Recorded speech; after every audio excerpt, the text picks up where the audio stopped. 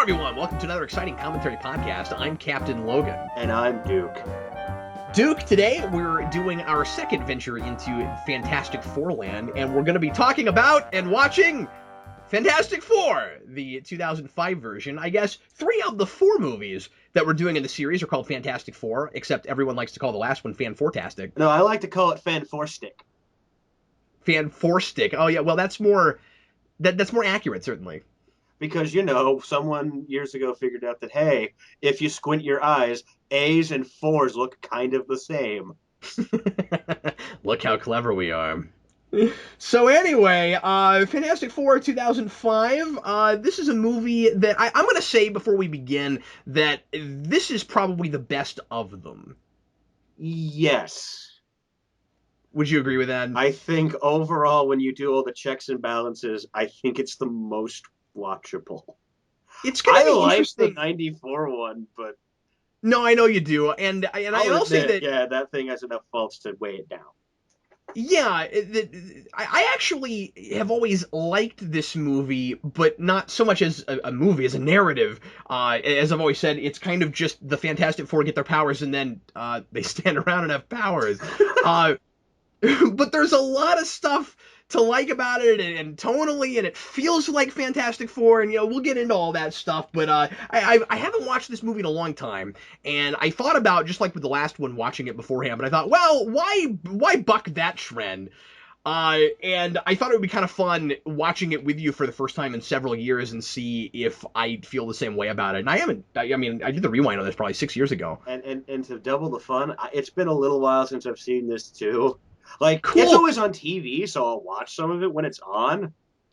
If I catch it. Well, this will be a lot of fun then. There'll be a lot of reactionary stuff, and just like with Catwoman, I'm sure all kinds of things will come back to me. And not to mention, we have to continue our silly trend of figuring out how Men in Black ties in. I feel like that'll be easier here. Yes, because this movie has the same effects as Men in Black at times. At least 2 does.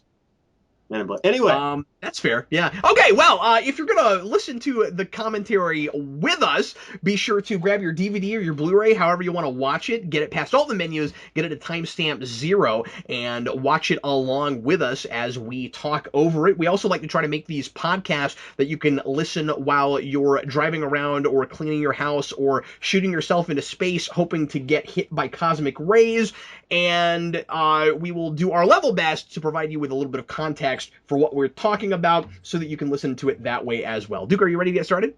Yes, but beforehand, we won't give you any context to survive getting hit by a cosmic ray blast. No, well, geez, if I knew how to do that, I would have done it already. Yeah, we would have done it already and we'd be millionaires, so you're out of luck. Yeah, although, I don't know if, because even if you knew how to do that and how to be sure you could survive it, apparently, there's no way to know what kind of power you get, so I don't know if I would want to take that risk. I don't know if I would roll those dice. We could talk about that during the movie. Everybody, please press play right now.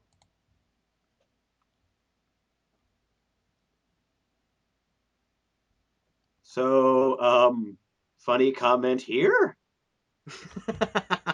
Insert amusing comment here. I'm just looking at my outline, people. All I've got...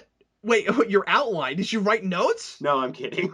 Oh, all I've got, Duke, is, hey, it's no longer the 20th century. They're lying to us. So going all the way back to Marvel's earliest movies, before we had the Marvel Cinematic Universe, we had the Marvel logo with the comic thing, and we're doing that with a lot of comic movies that aren't even Marvel anymore. I think that's become kind of a tradition for these things. Yeah. I always look forward to when movies do that. And also, I'm the kind of dork who gets really interested when they change it up inevitably.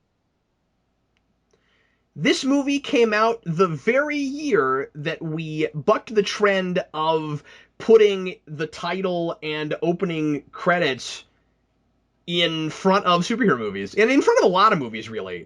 This came out in 2005, so did Batman Begins. And ever since Batman Begins, it has become almost taboo to actually have opening credits in your movie. Yeah, I wonder why that is. Because I like opening credits. I do too. I like both depending on the movie. I thought with Batman Begins it worked really well. Yeah. Because of course you're not expecting it, but what's interesting, not to talk too much about other movies while we're watching this, but what I don't know if I've ever said this anywhere. What's odd about it is with Batman Begins it was kind of novel and a really neat idea because you get to the very end of the movie and you don't see the title until after the beginning has happened. Mm-hmm. And so it makes a lot of sense with the Batman origin, Batman Begins, and now that's happened, and we're moving on. But then after that, it doesn't mean anything anymore. Anyway, so here we've got our introduction to Doctor Doom and these delightful special effects with the hologram. Because he's a scientist. All scientists have holograms. Yeah. Well, it's cool because he's got very futuristic science that allows them to go to space, so he should be able to do all kinds of other things. Is that one of the prerequisites to going to space now? We have to be able to have holograms. Yes. Yeah, we Okay, won't buy it unless you you passed the already health have. test, you passed the psychological test, but you haven't figured out holograms yet, so we can't send you to Mars. It's also apparently now a prerequisite to create your own dinosaur. Well, yeah, we're gonna need those on Venus. I don't know if you noticed that in Jurassic World, but they had holograms in that too. I haven't seen that movie. Oh, okay. That Well, movie it was that had I had no interest in it. it was a good joke. I'm Anyway, sure it was so Cap. I trust you. You're my friend. you're my friend. Therefore, every joke you make that goes over my head must be hysterical. You're hey, when they do make sense to me, I laugh. So I'm sure if Why it makes does sense. why does Victor Von Doom have gears on his wall? Because he's an industrialist? I guess, or he's really into steampunk. I don't know what's with the decor in this room. I just don't get why he has to sit in a part of the room that's badly lit. Well, because see, it's going against our expectations because his face isn't already scarred and screwed up. Because of course we would expect it to already be that for some reason. Well, that's a good I logical guess. reason. I mean, in an in character perspective. Oh no, I like to absolutely. sit, I'm, I I'm, don't I'm with like you. the light. It makes me look Uh, too handsome. in in film, Duke, we call that the dramatic entrance. That See. makes no sense to me. Oh, well, that's what it is. I believe you. So, Riveting commentary from Geekvolution as always. so Reed Richards is having money problems, He already and he pawned off needs. his Civil War collection. He's desperate, I'm assuming. he was a big collector of the Marvel event. See, see, it's meta. He's like a big Marvel fan inside of a Marvel movie. I mean, that makes sense in a Fantastic Four movie. This one of the things I've always said about this movie is that the casting is kind of hit and miss. Three of the four are fantastic casting, Yes. and one of these things is not like the others. And I think Jessica Alba drags it down a lot. I don't dislike her as much as a lot of people did at the time. Nobody talks about Jessica Alba these days, but like I didn't dislike her like a lot of people did. I just didn't think she was right for this role. I don't think she's a great actress or anything, but I have liked her in things that she was appropriate for. I like her a lot in Sin City, but here she's not a scientist. I don't buy that she's a scientist. And then she's way too shallow and entitled in the way that she deals with Reed, and she's way too typical sexist female lead. And she's supposed to be a brilliant scientist. I like these things don't go together, and it's also a little bit insulting. Yeah, that is a thing that every time I do think about her character, it's a case of, look, she's accomplished scientist woman. Oh, wait, this is a movie starring Jessica Alba. We need to, do things that happen in movies starring her. I Like feel like like Chris teasing Evans. teenagers, basically. Now we've got our introduction to Chris Evans as Johnny Storm, and I almost said Johnny Torch as Johnny Storm, and It's like Chris Evans has been reborn and has a second life now. I don't think of him in this role anymore. Of course he's been Captain America a lot, but I feel like the man has just completely transformed. He's not no, because at this point I think he was kind of, I don't know, in the same position as Jessica Alba. Oh, he's really pretty. Put him in every movie, Yeah, even if and it turns when out he most of had them are massive garbage. acting chops. And yeah, now he's kind of big A-list guy who, can do Captain America and then do Snowpiercer, which I love.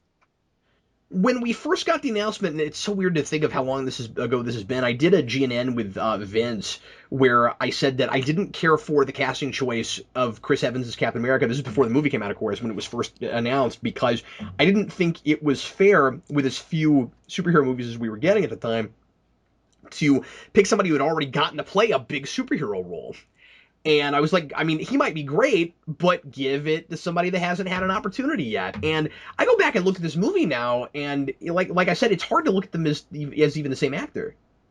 Yeah, pretty And is. that's not to say that like he used to be this novice, not great actor that was just cast on his looks. He was perfect for this role at the time.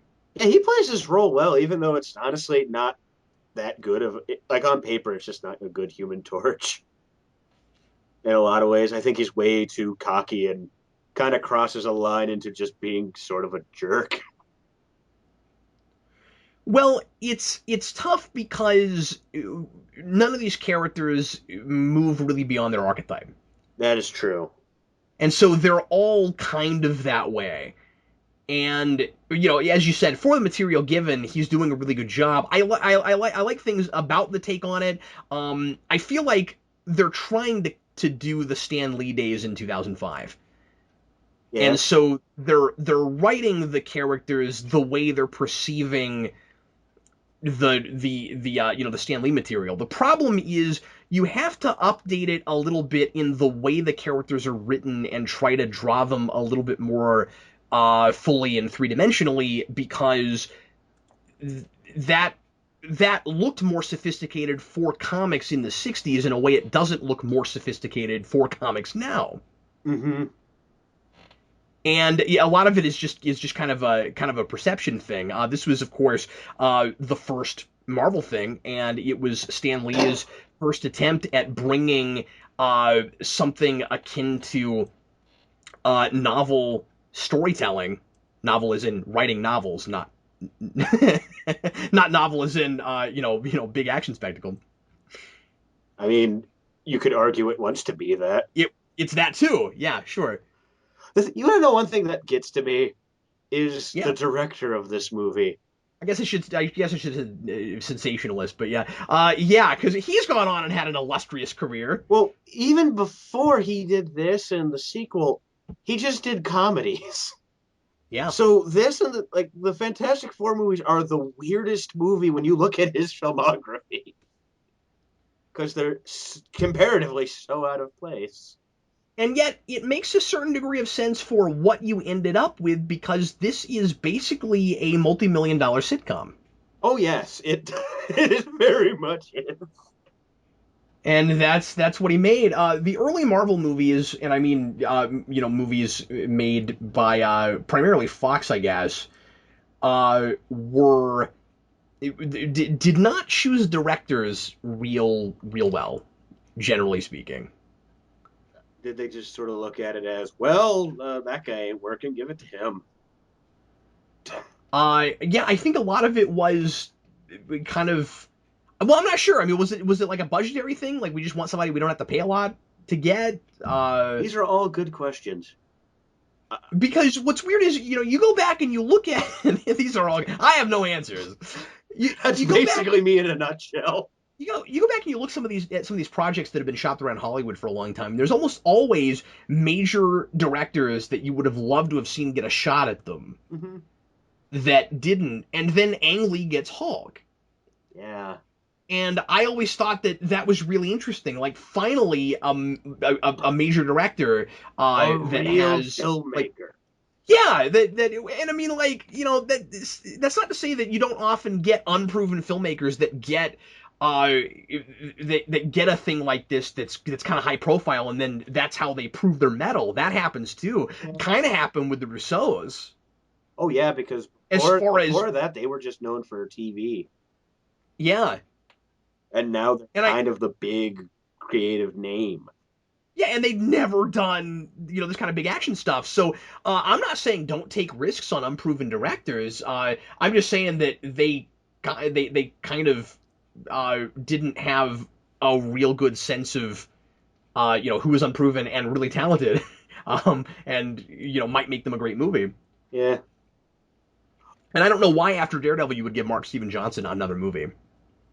What are you talking about? He would go on to do such great things like Killing Season, starring John Travolta. That's a real movie, and it's an experience. I'll just say that. And again, if you've never heard me say this before, I like especially the director's cut more than a lot of people do. But there's a lot of not good directing in those in that movie in those movies because Daredevil is kind of two movies. It really is. I mean, I just own a director's cut, so I'm okay with owning that. There's a really good documentary on the Daredevil comics on the second disc of the main release, which is the main reason to have that. If it's well, okay, maybe because I think the when I get it. Okay, here's what happens when you and me pick a movie. The first place I go is a local video game store in town that sells used DVDs Yeah. because if it's at least like a well-known bad movie, they'll have it. And they had this, and they had Catwoman, and they had Rise of Silver Surfer. If it's a bit harder to find, it's a crapshoot. But I love how I could just do that. I gotta say, Duke, I remember these special effects looking better in the theater. Hmm. I know this is an awkward time, but what's your timestamp? Because my player was freaking out during a conversation, I think. Oh, 1350. Okay, I'm like 30 seconds off. I can get close to that. Okay. Again, I'm just sort of I mean, approaching this more as a conversation with you while the movie plays, so it's not. no, no, no problem. Yeah, well, it is that, but I will sometimes say things about what I'm looking at. Is that okay with you? I guess so. Tell me your time again, real quick. I think I'm on. 1416. I am. Because I am like 2 seconds off. We're good. I've only done like close to 100 of these, but now we're talking about how we make these and Hey, like people reinventing the like to wheel. know these things. Duke's like what is the purpose of this again? We're 18 minutes into this commentary. How would you like to approach this? That's why people love So recap. so I realize that it's been a decade, which is nuts, since this came out, and special effects have certainly come a long way. But then at the same time, you see things from this period that hold up really well, and that you could see coming out right now. Once again, Batman Begins is a good example. I don't know that, and of course, a lot of that's practical effects. I don't know if you make that movie now and it looks better just because of the technology. But I feel like I saw a CG fest at this period that looked better than this. You probably did, especially Mr. Fantastic. I think his effect, like all of his effects, are the most jarring, honestly. And I'm just Uh, saying that because I can forgive a man being lit on fire not looking incredibly realistic. as they're getting there, well, I just like, you got to have some historical perspective. But when I look at all of the, superhero TV shows that we have on now, this looks like a TV show now. And especially when we said sitcom, like it looks like a TV show. At any moment, Steve Carell will show up and say something wacky. Yeah, and he'll break the fourth wall, and there'll be someone making a documentary, but they'll never explain what they're making a documentary about or why. And then he'll leave after a few years and then get James Spader and people get mad. See, this is very clever, Duke, because we came up with a reason for Reed Richards to have gray on his sideburns. See, To we have an be origin for fair, that. as a kid, I kept asking why is it like that? Oh, why is it like that? Because 5-year-old me would totally care. Uh, I I did think it was kind of a yeah. I want to give credit where it's due because there are things I like about this movie. Certainly, I thought it was kind of a cool idea to blindside the audience in assuming that Ben Grimm had already become the Thing, and Mhm. then he looks just fine. I thought that was kind of a neat gag. Also, I do love that scene. It makes me laugh every time. Yeah, it's funny. I know it's coming, but it's like timing's actually right. Both actors Going play it back, well. going back to special effects for a second because I meant to say it while we were or to mention this while we were looking at that scene. You mentioned the Mr. Fantastic effects, but the thing in that scene that always, even in the theater, that I always thought looked really awful is Jessica Alba looking directly at the screen when she starts to sort of go invisible. It looks terrible. Look And I how don't think it's cool just this the is, audience. and I don't think it's just the effect. I mean, like, yeah, it's shoddy green screen and stuff, but also it's just the facial expression is bizarre. Like, she's giving a really odd, wacky performance through What a lot of this, I what think. did Tim Story tell her to do? This I that's my main reaction whenever I is what it was, dude. This is what it was. Tim Story looked at her and said she couldn't get a facial expression that he liked, and finally he said, "Do you, Jessica Alba? Do you like black licorice?" And she says, "No, I really detest black licorice." And he says, "I want you to imagine that you're eating black licorice." And she said, and she says, "Well, I don't know. I can't get that motive. It's too big. I can't get my head around it." So he brings her black licorice, and she's got black licorice in her mouth, and that's why she looks like that. Okay, this entire series of commentaries just became worth it because I'm imagining like someone scrambling, like like the world's gonna end to get black licorice. Like in the I'm same way, like if someone got hurt on set, someone's like, "We need licorice stat." I'm sad. Would you say while we're looking at a hospital scene? Yes. I feel like a kid that comes in and watches this after they've seen the Iron Man movies is likely to perceive uh, Chris Evans' performance, which is kind of odd. Come to think of it, since he's Captain America, he plays opposite of Iron Man a lot, of Robert Downey a lot, as kind of that performance light and with like just a younger kid that's not super rich, right? Mhm. Like he's doing the arrogant womanizer thing. We really popularized that and got it right with Iron Man. And that was only 3 years after this. Yes. And this is like I'm finding this to be a really interesting experience going back to it after so much Marvel cinematic universe because I don't think I've seen this movie since before like Captain America, the first one, Mhm. first Avenger. I don't know how long it's been since I've seen it in full either. I know it's been a long time. That's all I can tell you. This was one of those superhero movies that had the rock album songs inspired by the soundtrack albums. Oh, it was. Hmm. I'm curious. I can't remember any of the music in this movie. So Yeah, there was I forget what it was, but there was a song, and I can't remember if it was a Nickelback song or what it was, but this was one of those movies it that was the mid 2000s. It a possibly song. was. It could have been. Yeah, I mean I know that they had a song on the Daredevil soundtrack, but yeah, this Chad was this Kroger was had the another one of song on those. Spider Man. Yeah, Chad Kroger's Hero, yeah, but like Spider-Man had one of those soundtracks, Punisher had one, this had Did one. Elektra have one? I think Electra might have had one. I'm not sure. I never listened to that one. The Punisher one's kind of decent if you like that kind of music. So you hear it here, folks. Hunt that down. And then if it ends up not being good, yell at Cap later. I haven't heard it in a while, but I remember liking things on it. Vince likes that soundtrack a lot, so you can give Vince some crap too. He's not even on the channel anymore, but you can give him crap about it. It's cool. We'll send it to him. We No, will when I say forward your on hate fire, mail. I mean literally on fire. That's how subtle they are, Cap. And now the Human Torch is going to jump into the same pair of pants on fire. You know what? That makes sense for him to try that in this movie. I do like what Human Torch looks like in this movie. It's very comic book. Yes, it is. CG flame glory. I'm trying to stare at. Well, I'm just thinking. This is the biggest thing Michael Chiklis has ever been a part of. I don't know why, That's but that thought came to me. I don't think that's true, is it? I guess The Shield was bigger than this, but I mean movie wise. Has yeah. Now that I'm thinking about it, I'm like, what else is he? Because he's But more of I a thought TV guy. That's the thing.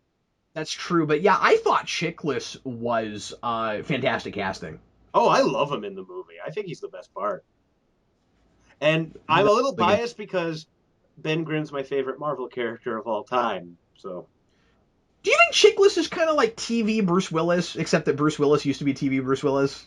he's the current TV Bruce He's Willis. the current TV Bruce Willis, who kind of who tried to break into movies, but then now it doesn't matter because you have movie stars that do TV and go back and forth, and it's blurred now. Yeah, So none of that's really all that important anymore, but or important. It doesn't even. There's not that kind of split anymore. It's not a class system like it used to be. not really. I really did. I of course have talked about this in the rewind and stuff, but I really don't care for this version of Doctor Doom at all. Um, I'm a I rich think billionaire. That's Doctor Doom, right? I feel like this guy might have been the right casting if they just let him be really over the top with it and have some gravitas, but he's just super generic, and he keeps going in and out of an accent.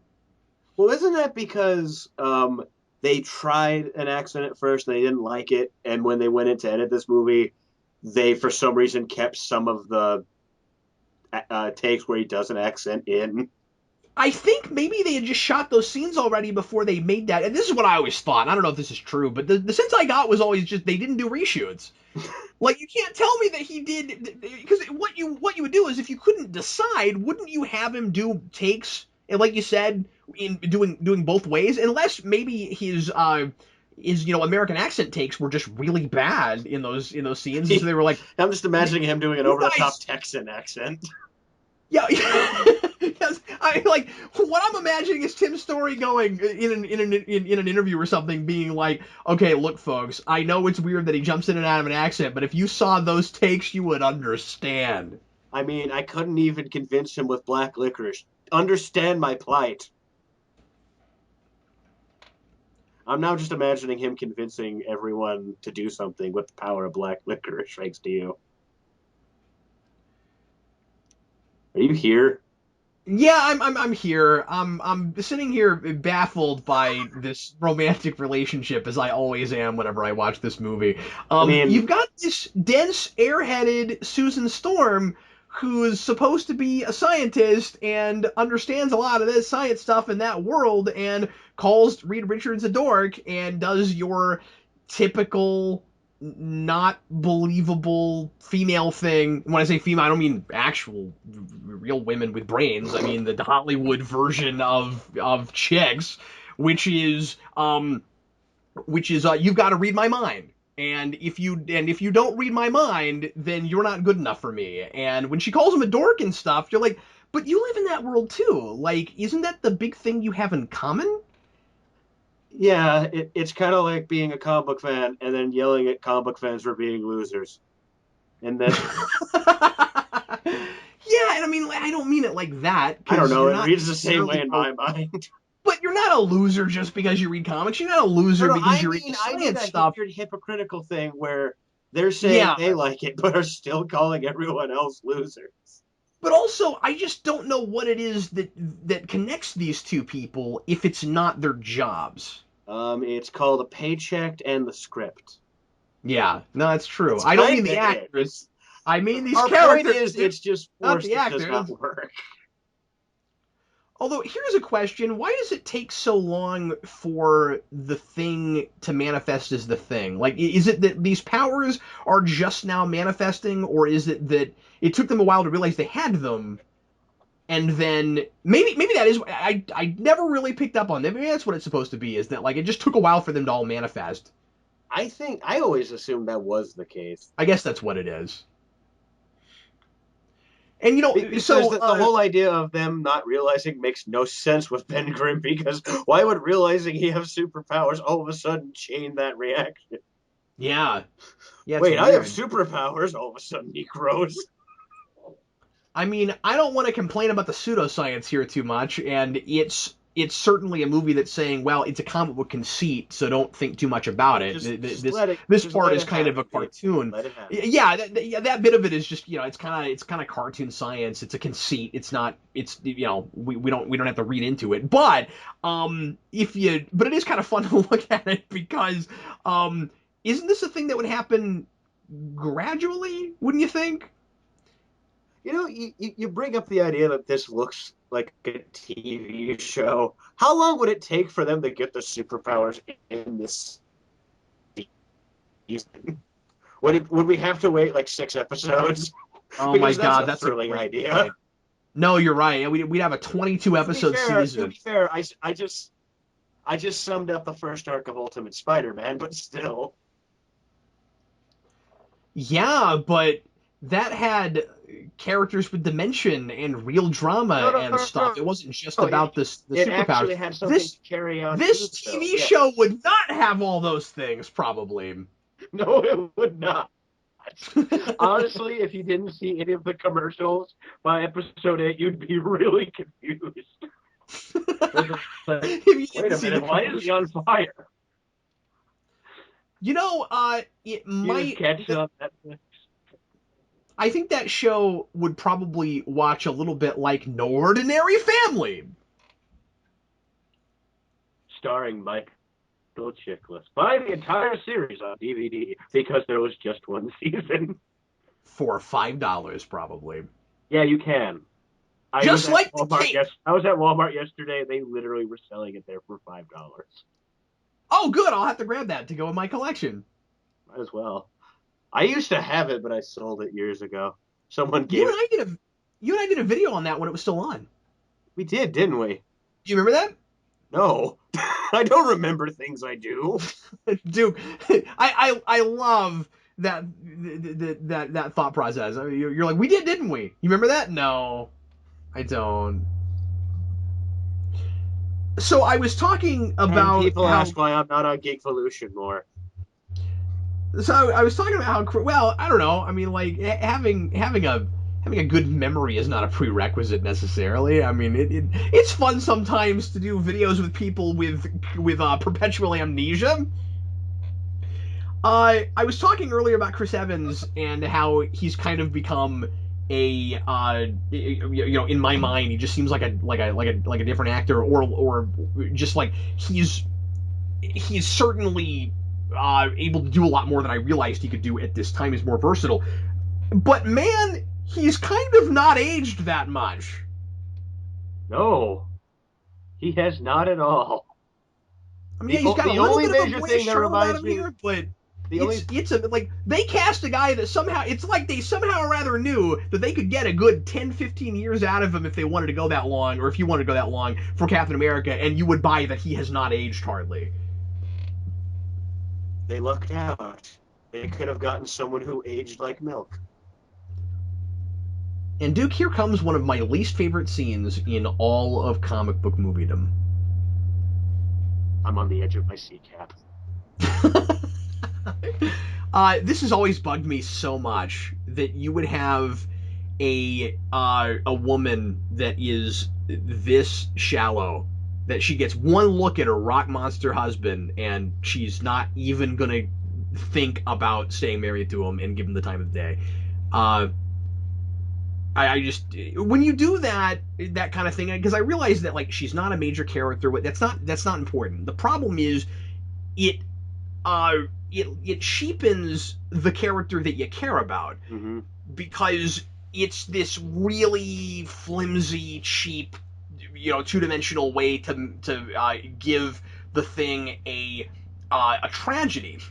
The problem is I find it impossible not to like him slightly less that he married a woman that was that way. That's a good point.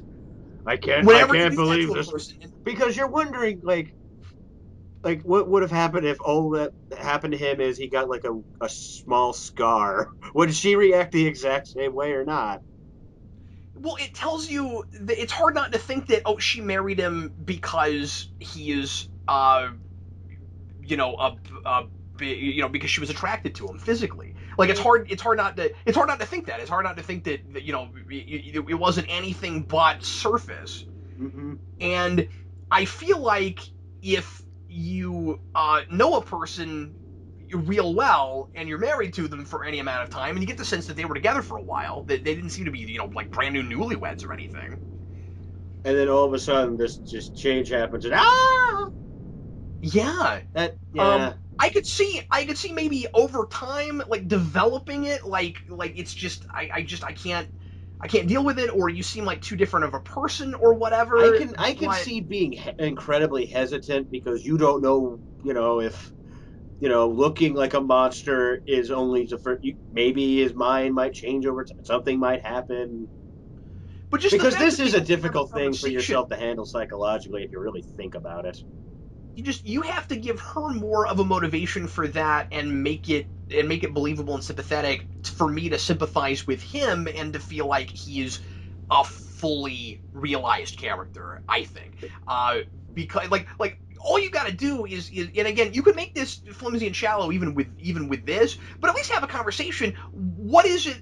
Is it just that he looks the way he does, or is it that they wanted children and she can't have children? Like, what is it? Just to have a I, conversation. I was I'm trying to contemplate it now, and I was trying to think.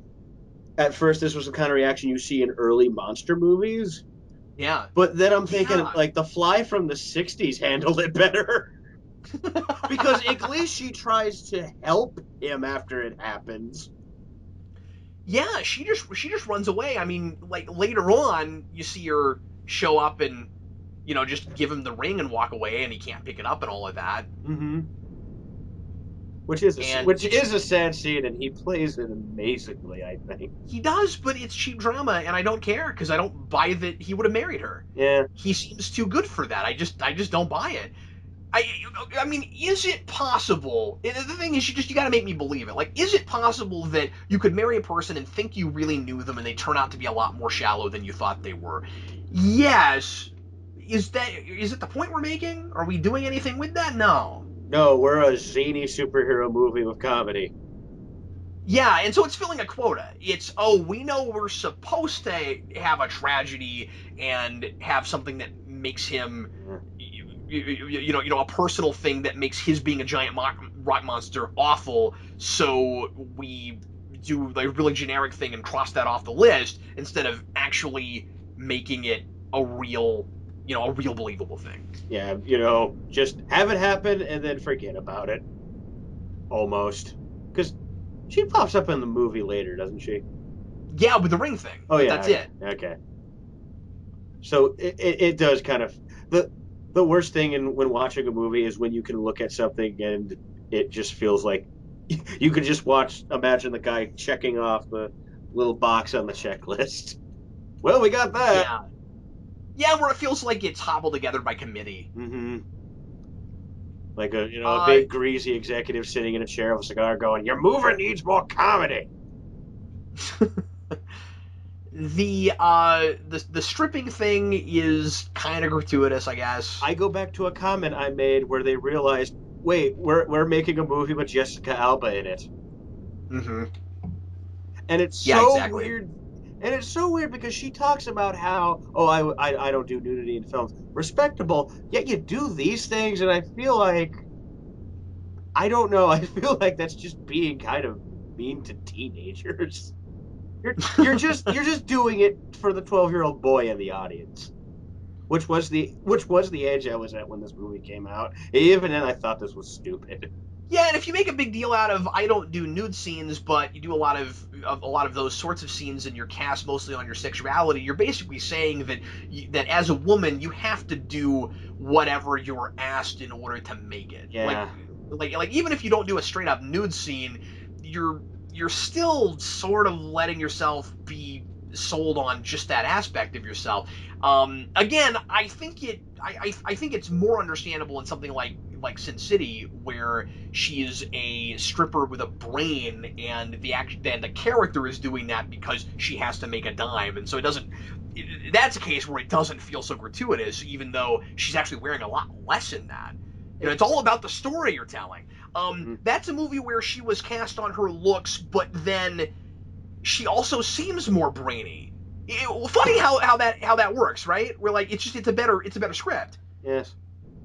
But then here, and I don't know how you feel about Sin City, but here, it feels like Jessica Alba was cast because of that scene. Well, it honestly just feels like she was cast because she was Jessica Alba. Just put her in the movie. Because I feel like she was in every other movie like and around this period. I felt like she was everywhere.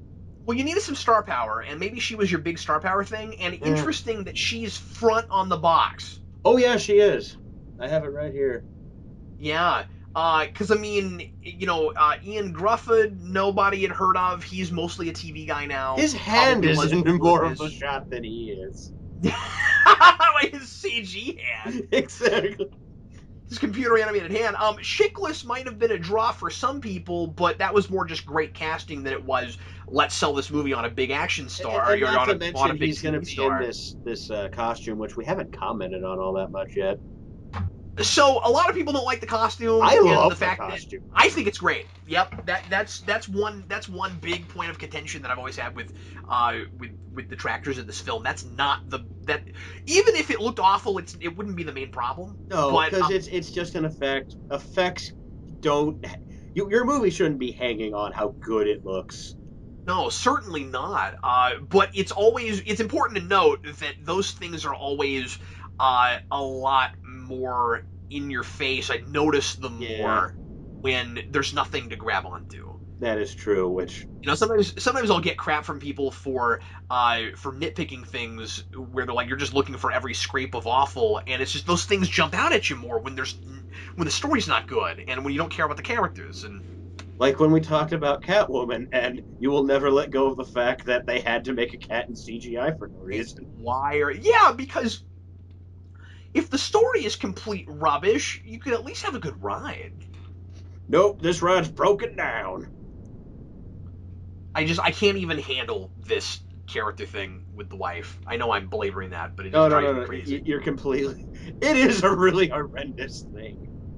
That and the reason why I think it's like that is because they didn't think anything of it past. Well, we need a tragedy. Okay, let's have more wacky comedy. And that's the thing Yeah, that you exactly. can be annoyed about is It's paid you don't complete lip service. underthink that kind of thing because real people go through that kind of stuff. You don't just write it off.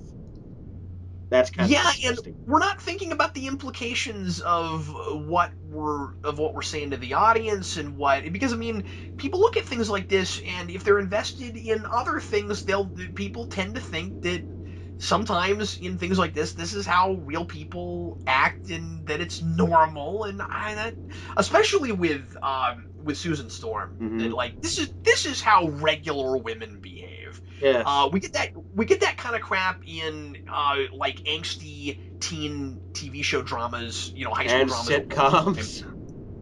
And we're doing that kind of thing here, and it drives me crazy. But like I say, implications. Like, what are we saying when that's his wife's reaction? She won't say two words to him and have a conversation and let him tell her what happened. She doesn't. She's not sympathetic at all toward what he's going through? Is she selfish? It's all about her? What are we saying when we do that? And then the woman that is interested in him has to be blind, Uh, right? the issue is you're a thinking man who are asking complex questions. This is a movie that has no interest in doing that. Really, the big problem with this movie is the whole being a Fantastic Four movie seems like a secondary thing. Like being true to Fantastic Four feels like a bonus they're reaching for, Well, I and just think. being a movie, not like not a specific movie, just a movie. Well, I would argue that it wants to be faithful in the superficial stuff. Yeah, So it's saying like the general tone of it feels like your lighthearted, family thing that Fantastic Four was. I mean, Lighthearted that's family movies have people running out on you and yeah, exactly. No, exactly. yeah. But in a lot of the superficial ways, it is really uh, faithful to Fantastic Four. Mhm. Like I feel like the overall tone of this movie is fine. I mean, like that's not the problem with it. Yeah. I think it's unfair It's to not go back to needlessly this. depressing. Fantastic. Yeah, well, and that's my point is that it's really oversimplifying the problem to make, and I don't know that this is what happened, but to make something like Fantastic and to be like, we got to make it more dark and edgy and realistic and relentless, and that was the problem with the thing before was it didn't take itself seriously enough and it was too goofy. Now the problem was it just wasn't a good story and these characters don't come alive. That's the problem. Tonally, I think it's fine. I also think that you could make a darker Fantastic Four movie and make them not the dark part, and that's fine too. Yeah. I've always said that about Superman. We got to get away from this dark thing. When like dark is a thing that should define the story you're telling, not the characters in the story you're telling. That is very true. Dark doesn't immediately mean realistic because no matter what point of time you're in, you're going to have aspects of life that are that and also that are happy and joyful and everything in between. You need your masks of comedy and tragedy in to some degree in pretty much every story you tell. Well, lighting in general, in life, in rooms, and movies, is very important. I'm gonna get off my soapbox now. I'm gonna stop being Stan Lee. I'm gonna get off my soapbox. Speaking of, we're about to see Stan Lee. That's always good. The one thing you can always look forward to in most of these movies is good old Stan. I think it's fun that Stan Lee played in a character that was actually Yeah. in the comics. Oh yeah. Is that's the only time he's done that, right? Because I can't think of another time. I can't think of another time either. Yeah. Also, this guy has been in a lot of things, and he's a TV character actor. Hmm. The security guard guy, Yes. or no, is that a security guard? Or is that or is that like the bellman? I I I thought think he's the Bellman and security were the same thing. not generally. Okay, I But anyway, don't yeah, know. but yeah, he's the doorman. But yeah, this there's a superhero in the Tick called the sorry, I was distracted by the Stanley cameo. As you should Called be because that's its job. called the doorman called the doorman, and he's like my doorman senses are tingling, Hey, that's and very useful. he works at a superhero nightclub, and the sidekicks aren't allowed inside, and his only superpower is that he can detect whether or not you're a sidekick. I could see that being useful. I just yeah, That for is that honest. You could make that print. I don't it's know. really specific. How did you get that? How'd you get that power? But anyway, I was I mean, making some now sort that of I'm actually really thinking about it, yeah, sidekicks aren't a thing that really are a thing in comics anymore. not so much. You got more Oh, partners and stuff. yes, Yeah. yes.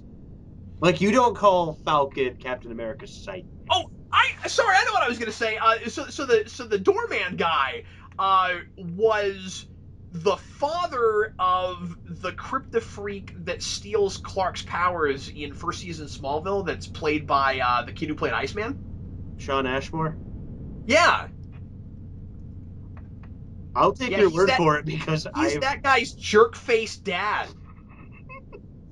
was he good at playing a jerk face dad. Well, he's really memorable in the couple scenes he was in, and he got He his must be car because you towed from the remember him house. for that role.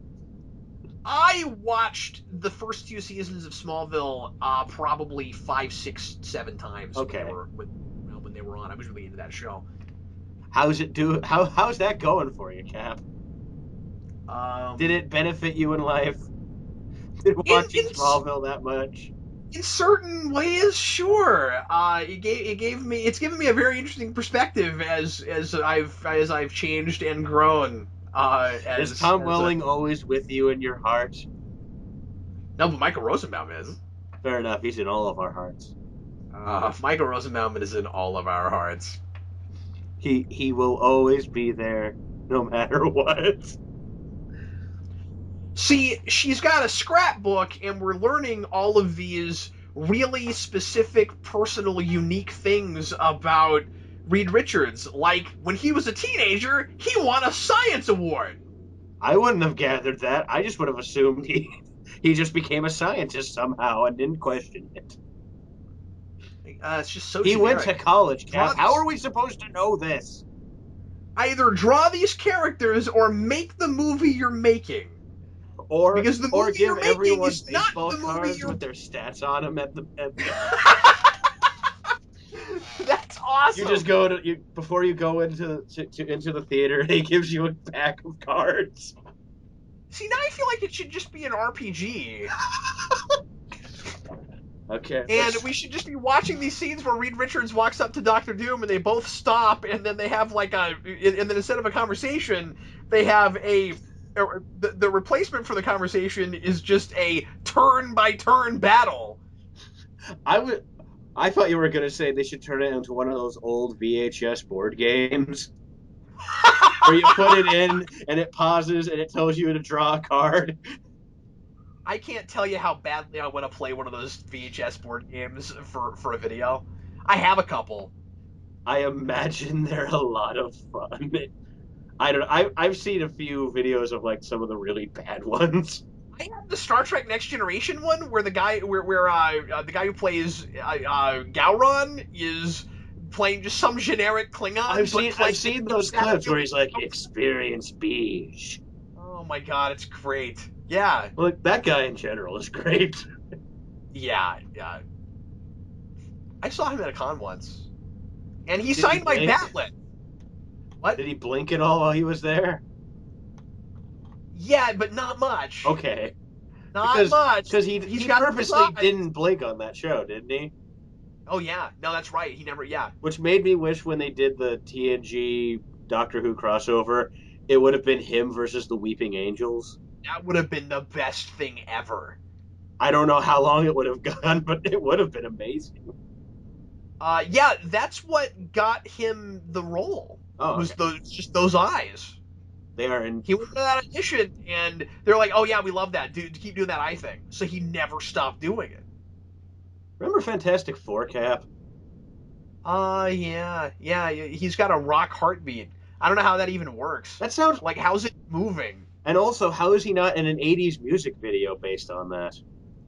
It's a really good point you're making. Honestly, that image should be on a cover of an '80s album. Just a heart made of rock. I'm shocked no one thought of that back then. If any of you are aspiring rock bands, feel free to steal that idea.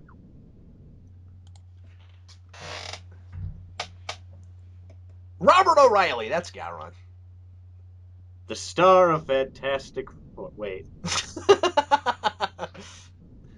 Now we're gonna do your Wacky comedy.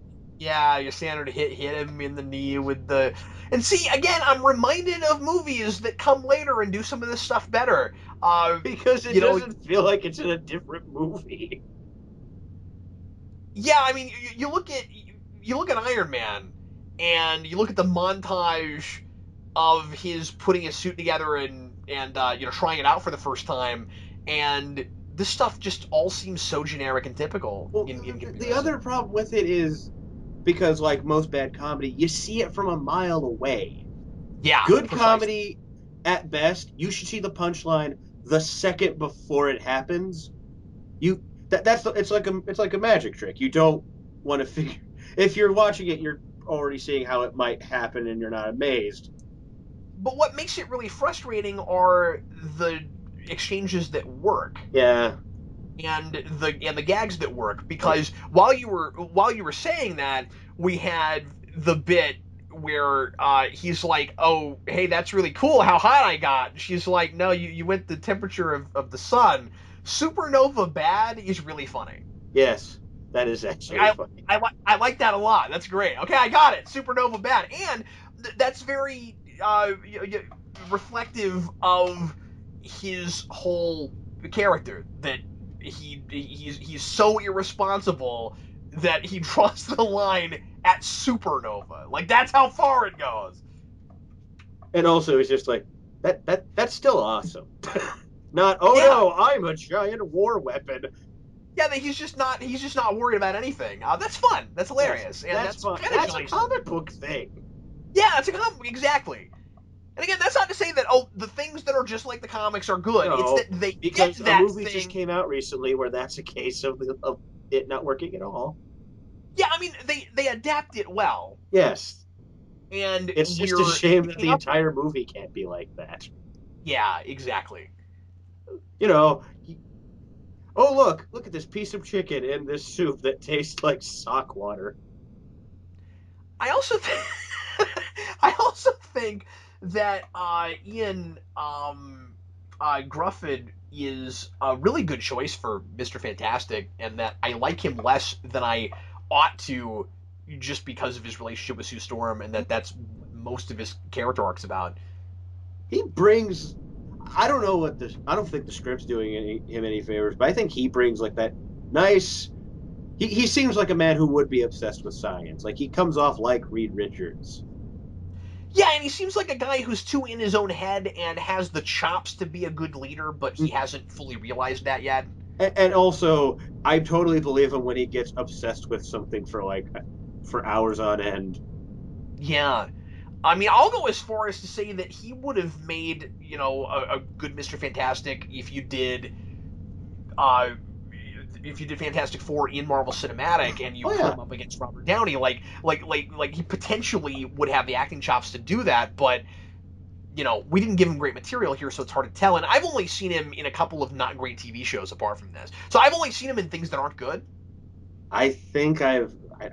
I think That's these movies are all problematic. I've seen him in. Yeah.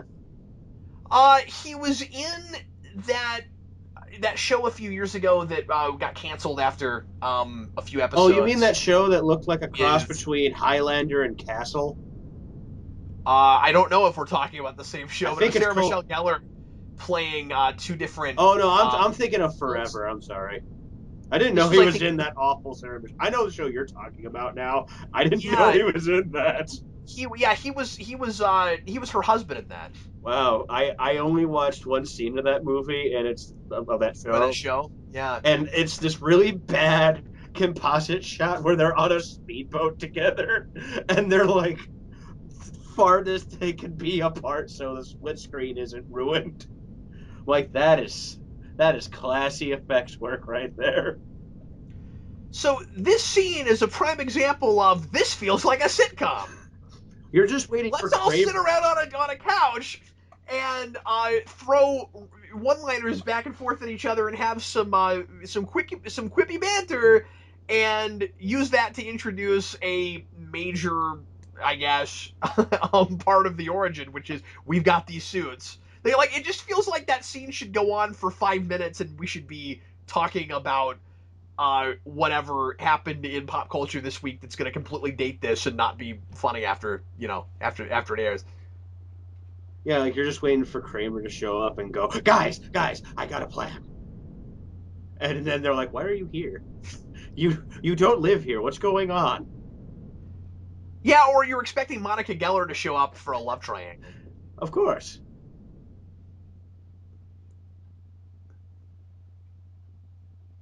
I think we've ran out the See, things. see, it's funny because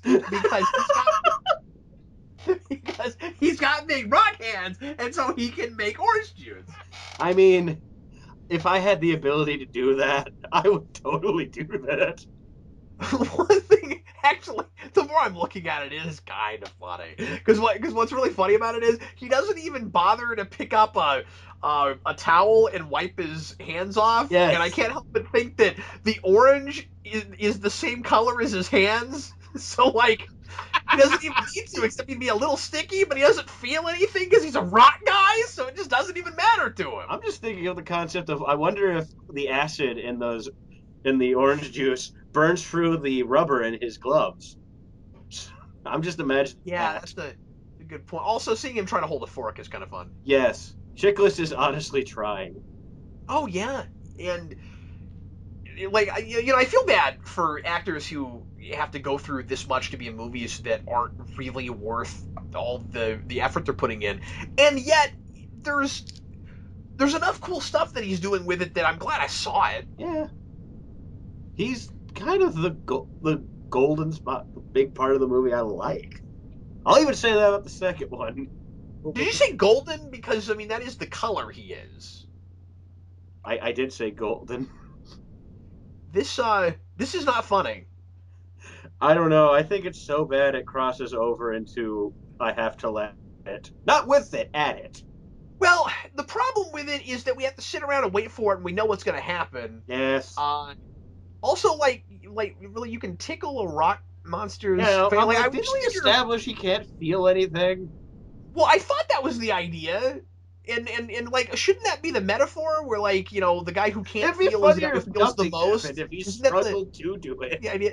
Okay, actually, that would be a great joke where like he just we keep cutting back to this, and he's like, God, feel something. I this shaving cream thing is gonna be stupid if you wake up with it in your hand. Even though it interspersed into this unfunny scene is the greatest scene in cinema history of Mr. Fantastic reaching for toilet paper.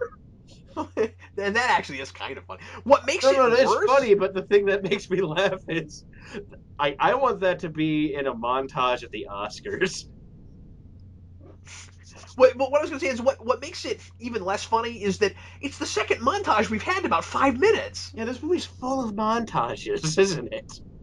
Yeah, because it's a sitcom. All they need is working for the weekend plan, it'll be perfect. I also want to see Victor Von Doom get rickrolled, but that's a totally other. And now, Fantastic Four, it is You're Never Gonna Give You Up. Where I'm sorry, you know what? As I always say, Duke, I don't want to rewrite the movie. We should probably stop coming up with great ways to improve it. I mean, we haven't even gotten to retconning it into the Men in Black franchise yet, Cap. We can't stop No, now. that's coming certainly. Uh,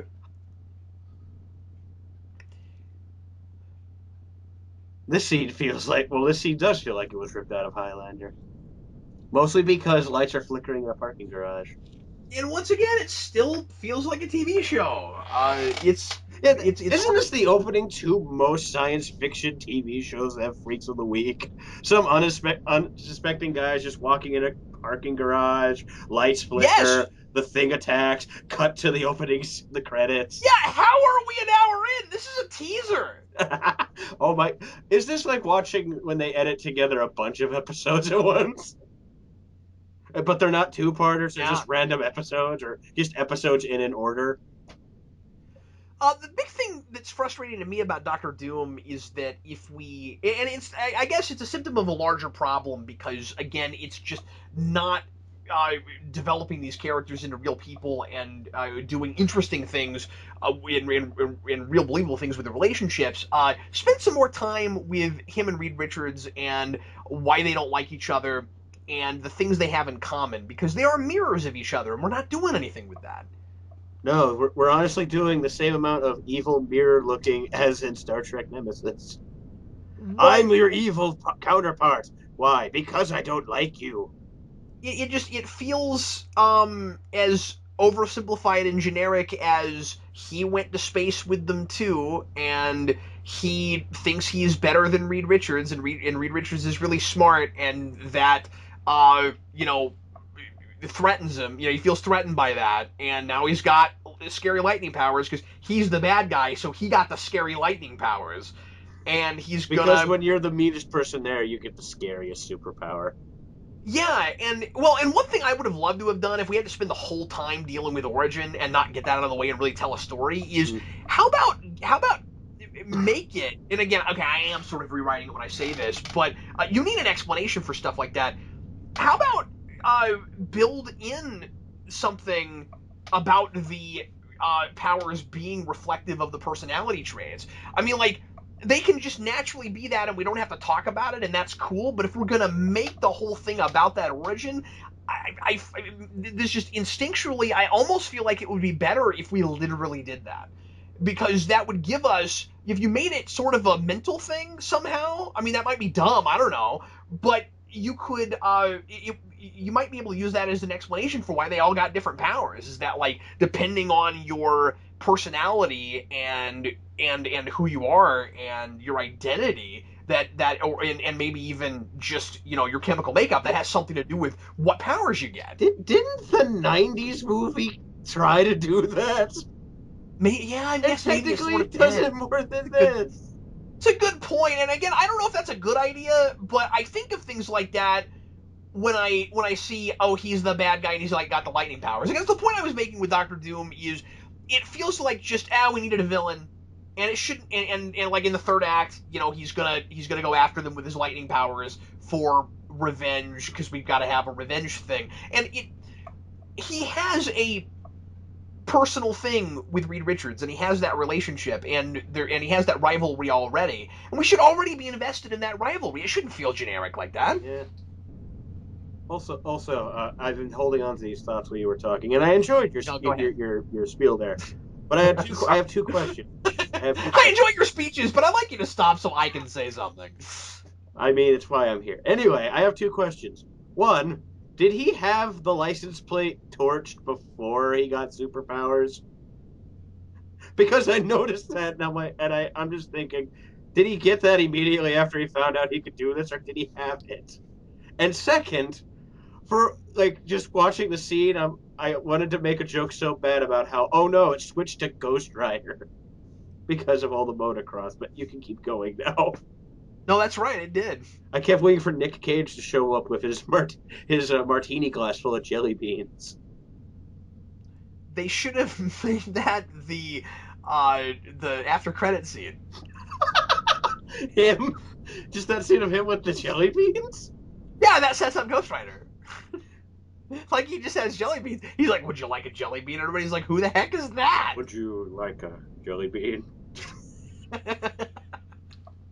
Why is Ghost Rider played by Sean Connery now? Would you like a jelly bean? Excuse me, would you like a jelly bean? I would love one. I'm here This to tell you scene, about the Avengers Initiative. Sorry. I'd love to make a video about this and break it and break down just how many of these there are. This scene has more product placement than any scene in any movie ever made ever. Even more than Man of Steel? Probably more than No, Man of no, Steel. in a single scene. Oh, in one. Oh, yeah. In one scene. I don't think I I've ever mean, seen a movie with more. Now, you could say the last scene in Captain America: First Avenger, but that's not fair and doesn't count because if you shoot in Times Square, you immediately get product placement, and it yeah. doesn't count as product placement because those people wouldn't have all paid for it. Or at least Marvel had to make a lot of phone calls to get that okayed. But I mean, you know you what I don't find usually funny? do that. It's just a matter of you don't have to ask permission for that stuff to be in your movie. You just have to make sure that you're okay with those people not paying you for advertising. Yes. I mean, it's your end. It's not a legal thing. Though there's one thing I do love. One of the ads is for Family Guy, which would have been canceled by the time they were making this movie because this came out in '05. Like it's possible that wherever they shot this, all this stuff was just here. Well, they are But they are like a I convention center, but still, this is a lot. I'm pretty sure that most of this is bought and paid for and strategically placed. After all, when you're shooting over the shoulder, you get Mountain Dew Code Red on one side and Pepsi on the other. Which is just teasing us at this point. Yeah. Because you love your Mountain Dew and I like my Pepsi. I mean, I'm drinking it right now. I'm drinking cherry vanilla Pepsi right now. See, Pepsi paid for product placement in this video, but as everyone knows, Pepsi pays Captain Logan a lot of money because of Spawn Year. That's not true at all, but they should. He did get some money from Coca-Cola. I can confirm this. That's not true either. Who do you believe more? The guy you hear all the time on this channel, Who do you believe or the more? The loud, guy who obnoxious makes the dude you show, wish would go away? or the guy for whom you're wondering why he would even have ventured that information? a lot of questions. It'll be answered in the season finale of Duke and Cap babble about nothing, with special guest star Nicolas Cage in the final scene. As I say a lot, I'm constantly trying to think of the idea that would get 0 views, and I still don't think that would do it. No, because morbid curiosity always wins in the end. That would be a good name for a show too, Morbid Curiosity. Starring Duke.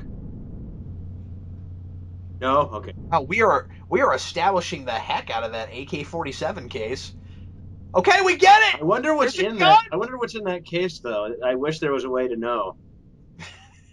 Yeah, why did they have to put that in a language I don't read? I mean, they expect me to read. I'm watching a movie. That shot looked a lot like some of the photography of New York in the 1990 Ninja Turtles movie. I wonder if it's just a stock shot. I don't think it. I think they probably actually shot that. I'm sure that usually happens. Well, you know what? You know what helps the whole Ninja Turtles thing? We have a character dressed like one right now. That's a really good point. I'm going to see a movie. Where do they come up with this stuff? I mean, to be fair, they do this with him in the comics. Oh yeah, no, you can't make fun of it for that. And I love that they'll go that far in this. I just wish that it didn't feel so much like a stock comedy because it's harder to like it's harder to praise it for that stuff. Yes. It's Oh. like, oh cool, you guys aren't afraid of looking stupid. Well, you made kind of a stupid movie. Also, I don't know why, but I do like the gag of him lifting a mug of beer and it shattering because of the pressure. Yeah, I mean, some He of those too gags, is like Captain America. He can't get drunk. yeah, but for a very different reason. Yes. And yet it's a superhero movie with Chris Evans in it. Why is that a parallel? Um, that's great. I love that. No, that those are the sorts of insights that are why you're here, Duke. Oh, That's like the insight I made at the end of Deadpool when I said I'm still watching a superhero movie starring Ryan Reynolds with Jeff Johns' names in the credits. Because the moment I saw that clicked in my head and my head alone. um. Kerry Washington's a really good actress. She is. I've seen her in a number of other things outside, and she's one of those actresses that has gone between TV and movies a lot. Oh yeah, she's big on Scandal right now. She was in Ray, and she was really good in that. Mm-hmm. I like that movie a lot. I do too. I do too. I've gone back to that 3 or 4 times. It's one of my favorite biopics.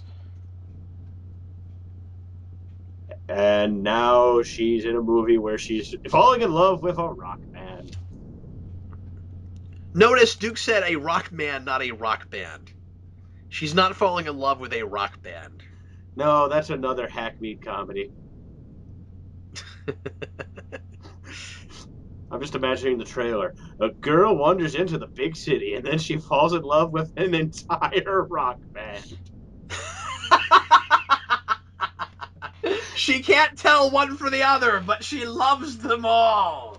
Even the female vocalist. She falls in love with an interchangeable rock band. But she could be bisexual. You don't know. No, what would be great is I can't remember what movie. Have you ever seen The Specials? Wait, can I say something really quick? I'm sorry. Oh, Because we're gonna get too far away from it. Don't keep that in your head. The shot we just had on the monitor of Ben Grimm, I swear to God, was a drawing and not photography.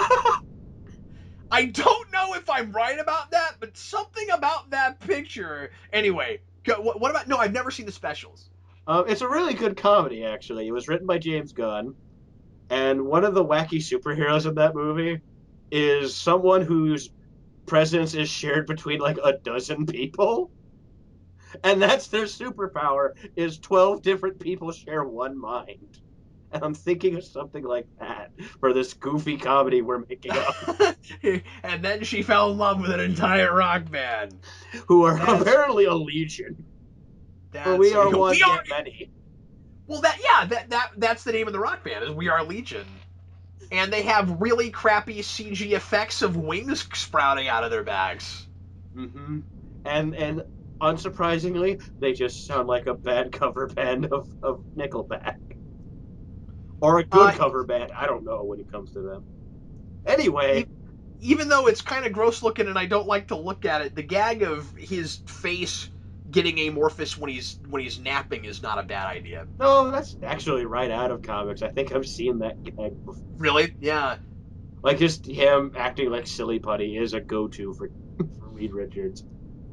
I hate this scene a lot because they put her in this hat and they make her look super cute, and for a split second, I'm kind of seeing where the chemistry might be between them, and she's got to be a jerk face and start teasing him for no good reason.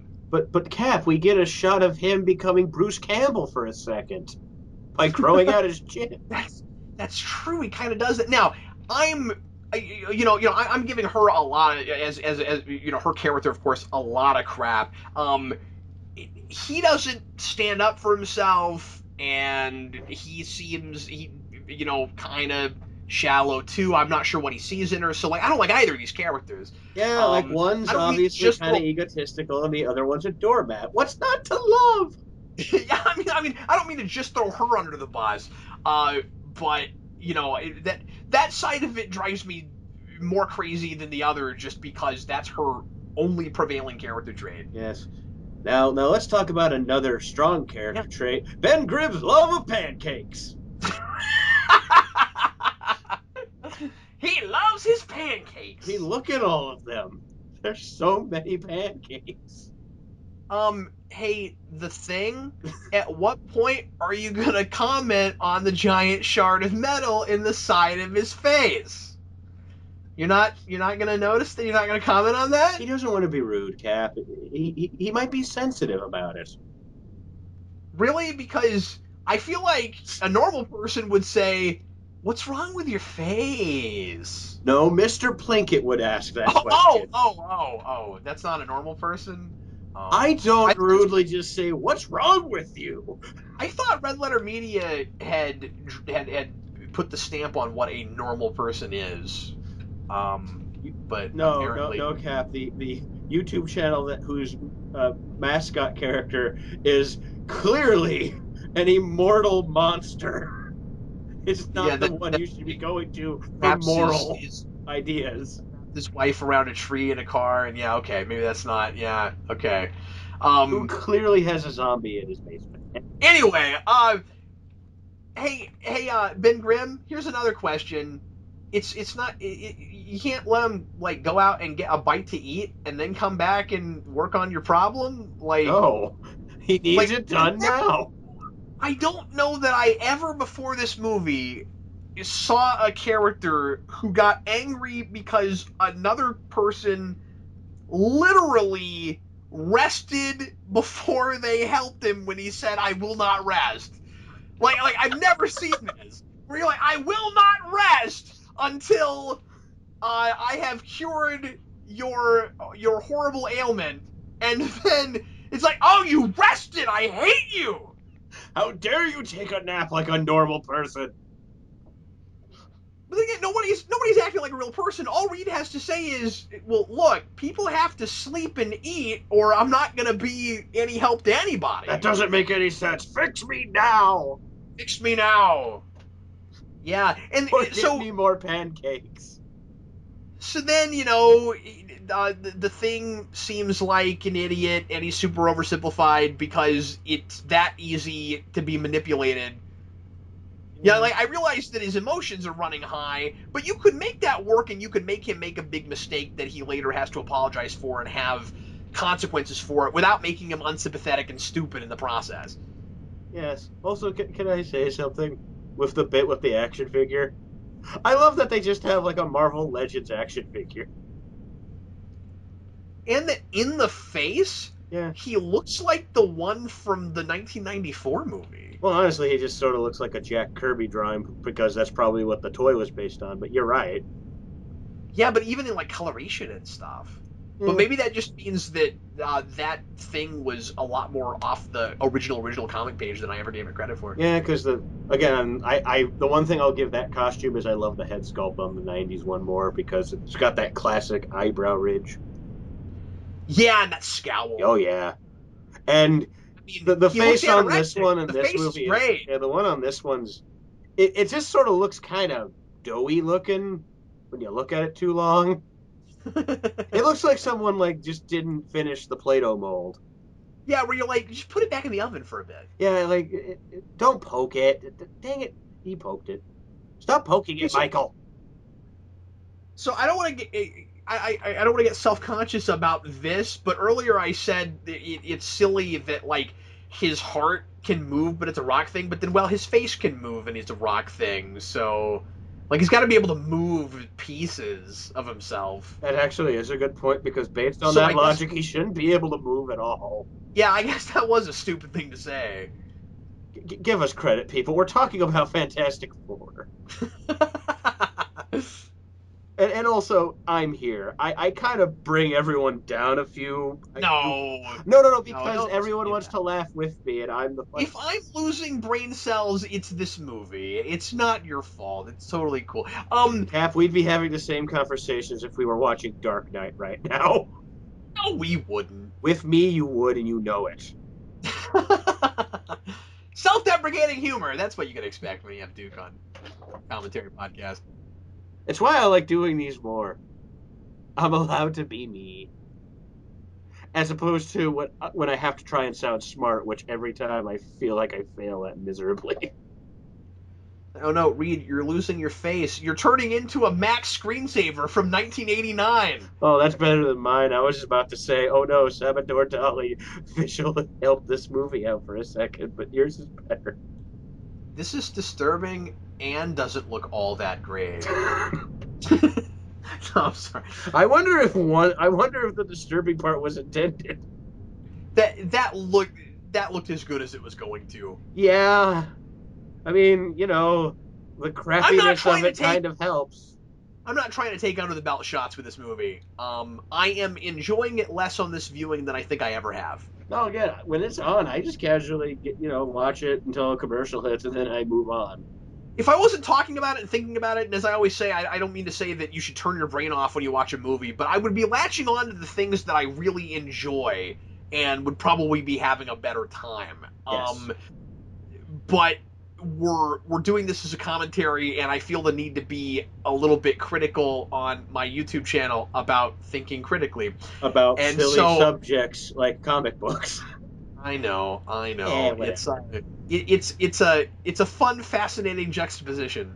I take it more seriously than quote unquote real drama, so it's fine. Well, and then some of these end up being really good real dramas, Yes, and where I it go. happens often enough that it's hard not to, wish for that Hmm. more often. Because I think even with Fantastic Four, you could make a really smart but hilarious movie. It's a shame we And like, haven't gotten there yet. yeah, well, and I say hilarious because that's what they wanted to make with this. I mean, I try to, as I always say, look at these things as what are they trying to be, and are they achieving that? And this wants to be a smart comedy. It's not that. No, it's just, well, it's honestly hard to sometimes call it a comedy. It reaches Yeah, into but some areas, and other areas you are just kind of waiting for the scene to end. in fact, I think sometimes it's fair to even question: does it want to be a drama with comedic elements, or does it want to be a comedy with dramatic elements, or does it want to completely merge those two things? It feels like a thing that wants to be a dramatic comedy, where those two things are completely blended to the point where you can't tell where one begins and one Where ends, you and can't it's not say it's achieving. one over the other. No, but part of that is just because it's not effectively doing either of those things. Hmm. Except for when it is, and that's what's frustrating about it. Also, we had a brief scene of Chris Evans in Times Square. I kept waiting for Nick Fury to tell him Nick stuff. Fury to show up, yeah. Oh, that's hilarious! Thank you. Nick Fury shows up, and I'm. it turns out to be a dream. Like it looks like a dream sequence, Mhm. and he says, "Oh no, I've come too I'm early. 5 years early. I'm too Forget early." I'm here. It's a dream. Woo!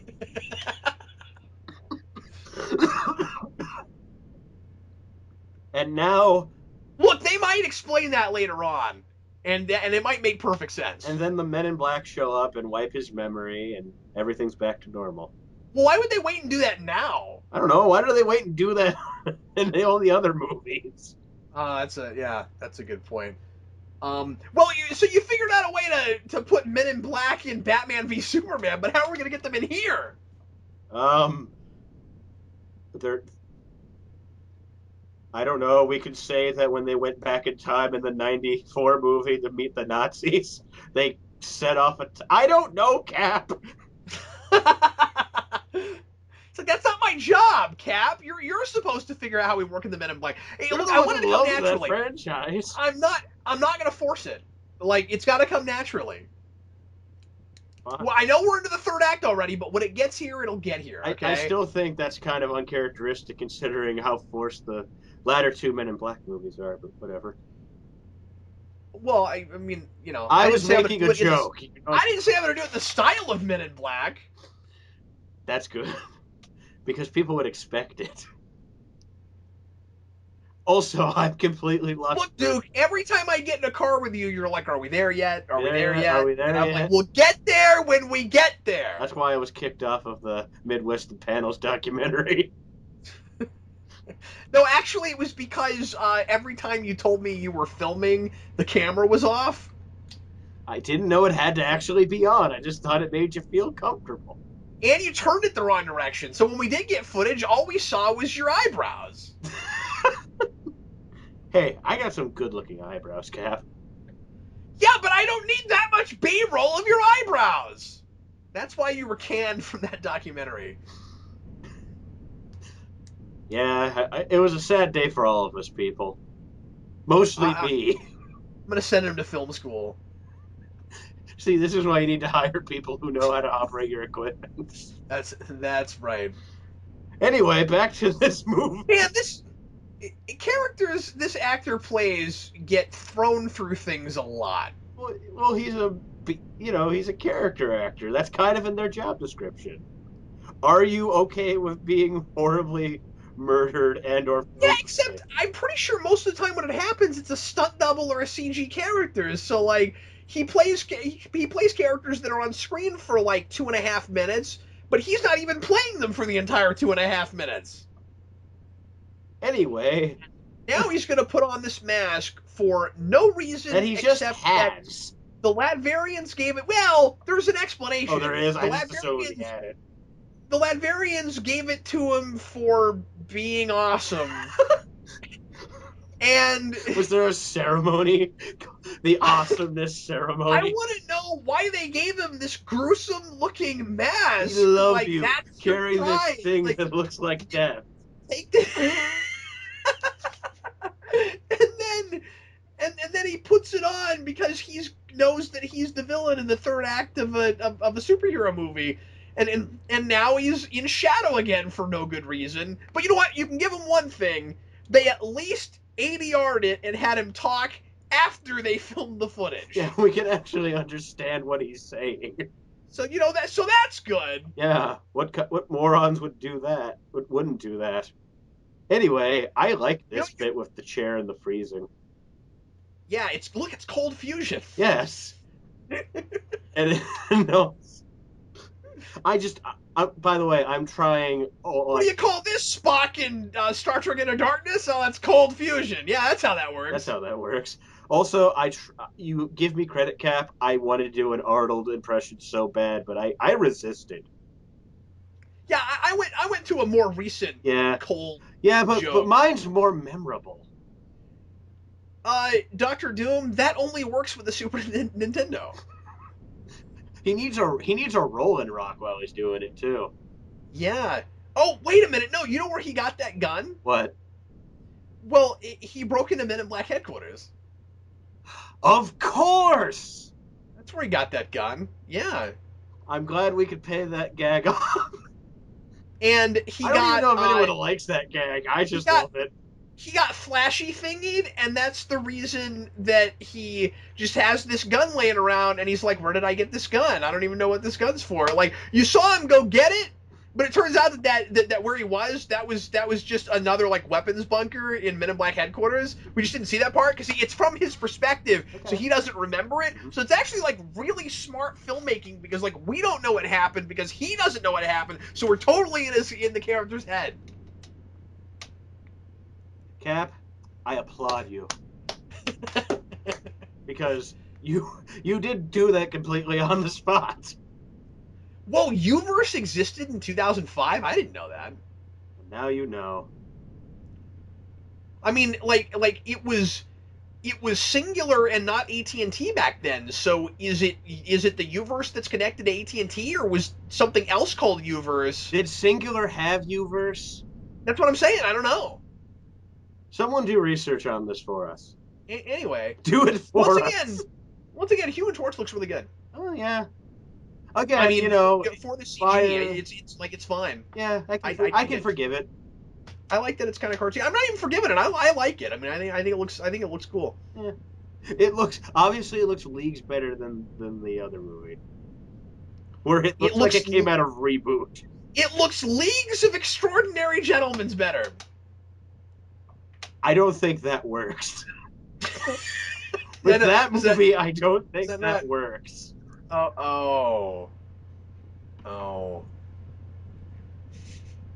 Just wait, everyone's gonna want us to do that after we're done with these movies. Well, I'm planning on doing a commentary eventually on everything I've ever done a rewind on, and eventually I'll do that rewind, And and that then falls under our I'll have. movies I'm sure no one else wants to talk about. Although that one is slightly more polarizing than some of the movies that we're doing because they're panned and people don't like them. Hmm. I do run into people that really like that movie. I can't say that at all.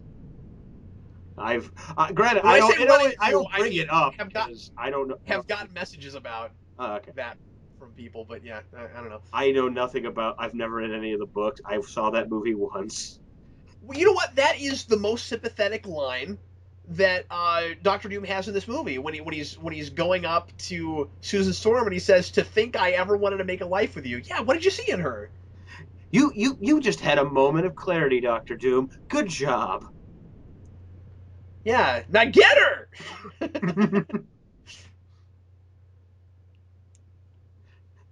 Reed, you gonna do it? Oh, I forgot you're frozen. And then the Kool-Aid Man showed up. It's great. No, your line is, "Oh yeah." Oh, I'm sorry. Don't fire me from this commercial. Also, he broke Victor's wall gears. The Fiend. I That's still why don't they know were why there, all of that. Cap. So the Is it Fiend could tear them down later. is it a metaphor about his brain that like the gears are always turning? Like what is that? Cap, that would imply that anyone's gears were turning when they fought that idea up. Yeah, see that's the irony. Irony. Is that we're or maybe it's not even ironic. Maybe it's like we're trying too hard. Hmm. Where it's like we want people to think that we're really on to something Also, this and that seems less like a fight scene and more like a zany comedy bit right now. that's true. Yeah. And thanks to timing, they fell into a garbage truck. Just Is it is it weird? I can't believe I'm going to say this.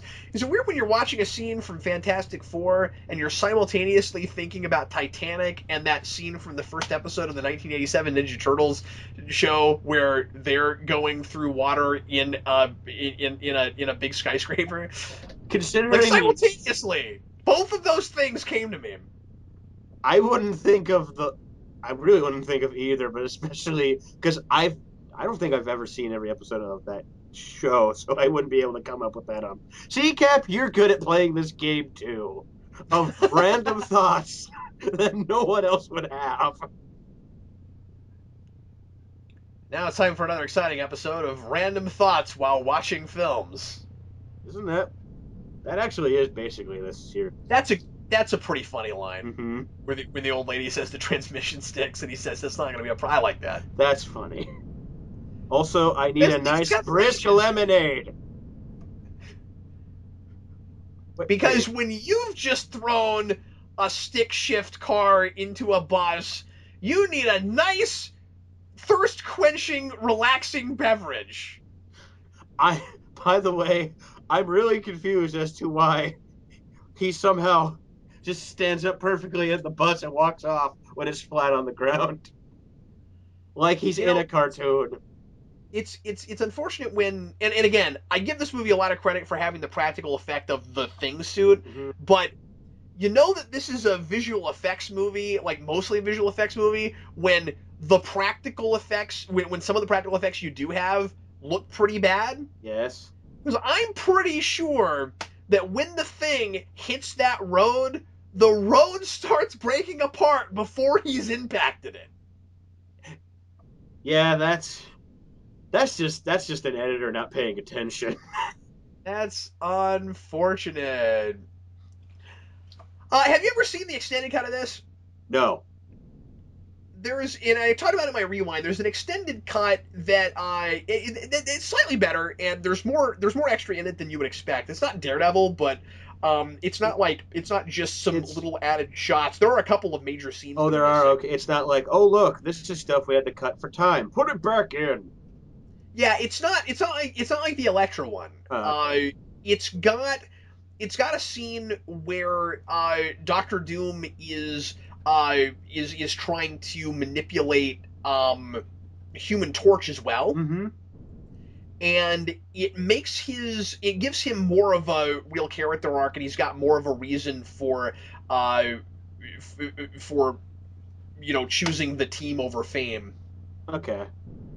And I mean, again, it's not great, but that scene should have stayed in. And it makes Doctor Doom feel a little bit more like a manipulator, Yeah, like a because master he's going after at least half the more than team. one He's of them. trying to actually break them apart. All he really does here is go have pancakes with Ben Grimm and then freeze Reed Richards. That's about it.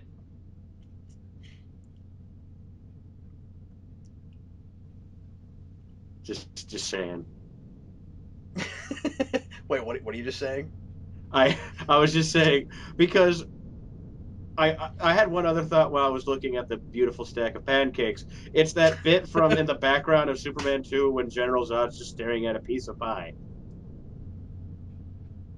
You don't remember that because you're the one who pointed it out to me. Oh yeah, it's my sorry. I was thinking about something else I wanted to mention, but yes, that's one of my favorite things now because I never noticed it before. Anyway, what were you And thinking yeah, of? he's just standing there. And he's like pie. He was Your fascinated by food on pie. planet Houston is so unique. We don't have this on Krypton. I'm going to kill all of you except for the pastry chef who made this pie. He will rule with me when I take over this planet. Anyway, Did is the idea here? And I know this isn't the same when you get to the sequel, but did he get his mask grafted to his face, like melted to his face, like he does in Fantastic? uh, that's actually a good question. Because it kind of seems like it, and I mean, like I guess his whole suit kind of got melted to him because now he's just a statue. Yeah, because I'm imagining like, at least like the bits that like that mask covers, because we were seeing like the metal on his head on the side of his face. I'm imagining that might have fused to it, but yeah, like it, just looking at it, it looks like he had a whole suit on when that's supposed to be his body. And it looks like he intentionally posed for that statue. Must walk out of. Too late. I'm the Tin Man now. It's like, well, if I'm gonna get trapped this way, I better at least look good and dramatic. Also, That's what people who think also, about sitting in the shadows yes. when they're being introduced to always do. Also, thank God his mutation turned him into a Ken doll. So now everyone's happy, drinking alcohol, drinking more alcohol. Everybody trusts these previously kind of irresponsible people. Ben Grimm has some sweet Human Nikes. Torch. And I work I at a just, shoe store. I I, think we do sell shoes that big. I just, I just want this movie to end with Johnny Torch looking at the camera saying, "I am the Human Torch." I just want him to for call no himself reason Johnny at all. Torch. Because to be fair, Cap, you've said that a couple times by mistake. I always do it too. See, part of the reason is because we have a viewer named Johnny I Torch on know. YouTube, That's and what I kept I thinking of will too. accidentally say that. Yeah. Oh, you know what? This also reminds me slightly of Titanic. And then they hit an iceberg. And then she gets angry with him for saving the boat from the iceberg while proposing. And then Ben gets Right? angry That's because what he happened. could do that, but not. Reed Richards is just miserable. It just makes me want to roll my eyes. Yeah, it's just like no more variables. Let's not actually like think stuff through. Uh, her problem with him is that he doesn't is that he actually thinks things through and doesn't make decisions based on emotions in the moment. I mean, I get there being a line and that you need to process emotions. I don't know that that's his problem. No, it almost seems like she's putting her problems onto him, Yeah, that's great. as Yeah, in, as all responsible adults do. yeah. She just seems really juvenile and selfish, and like And she's everyone's watching them, which is not creepy at all. like she's trying to reinvent him. Yes. I I I need to change you because that's a good sign of a relationship. Yeah, because that's a good stable foundation for a potential marriage. Yeah, Is, find the few things you like and say, I'm going to get rid of all the other things I don't. when you get the sequel, at least they're consistent with that because the relationship stuff somehow gets worse. Oh, she's almost on. Oh, no, not even almost. She becomes unwatchable by the end of the second one. Oh, and there's the Statue of Liberty. I can't believe. Wait, I was Oh, gonna this say movie's not over yet. end. Oh, because we decided not to do an after credit scene. We just put this like. Well, this was before we always did that. Yeah, but Daredevil had already had one, Oh, and that was yeah, fun. that's right. Yeah, and Wasn't that a Fox? I'm not sure if that was that was Fox. Fox. Daredevil was. I thought. I don't remember anymore. Yeah, no. Daredevil was Fox. I think it's Punisher that wasn't. Yeah, Punisher was. Was Punisher Sony? Or Yeah, was, I had this conversation with Dan the other day, and Lionsgate was the distributor, but I'm not sure who actually made it. oh, they were just the distributor because I was ready to Well, I'm assume not he sure. made it. I'm not. Anyway, it doesn't matter. Why use research? Who cares? So now he's being shipped back to Latveria. So what's the idea? Because it's been a while since I watched this, and obviously we talked over it. But it is because that's the point of this. But like is so I guess is he from Latveria? Like that was his home country. Why are they? Yeah, well, my main question is, whose idea is it to ship him to there? How does that even How happen? do they? Like he doesn't have minions. Like we should mention that. Like he works entirely solo. Yeah, he doesn't have really he doesn't really have like a bunch of underlings around him. No, And even then, who gave the order to ship him there? that's exactly. This But at doesn't least make any sense. yeah. I mean, at least if he had a right hand man or something, then you could maybe draw that Is there conclusion. Even something in his will? If I were anything close to dead, ship me to Latveria? yeah, And yeah, again, on the why are they barge. shipping him in a crate? Okay, that's interesting. The score is John Ottman, and I didn't know that. It's not a bad score. I don't love it. It's a little generic. The I like John Ottman a lot with his X-Men work, but I Oh, think okay. I was about to this say is I not don't an know composers. this is not. Yeah, X2 is one of my favorite superhero movie scores of all time. And it makes sense because again, it's a Fox movie. They probably had him on call. But the main theme I guess is okay, but I keep running into superhero movies more recently, especially like the more throwaway generic ones that have soundtracks that sound a lot like this one. Huh. I can't think of anything right now, but there was something I saw a year or two ago that reminded me a lot of the soundtrack. Anyway, okay, I'm going to ask you a question, Duke. Now that we're done with this, Okay. that we talked about this a little bit, and I will probably bring this up every commentary. But rewatching this, um, let's revisit the question of is the issue that you just can't make a serious Fantastic Four film, and that's the problem. Considering I've seen plenty of serious comics, I Yeah, don't and serious Fantastic Four comics. exactly. Like, that's the thing is that the Ultimate comics get scary. They do. I've never read them. No, I read the arc that jumpstarts Marvel Zombies, but that's it.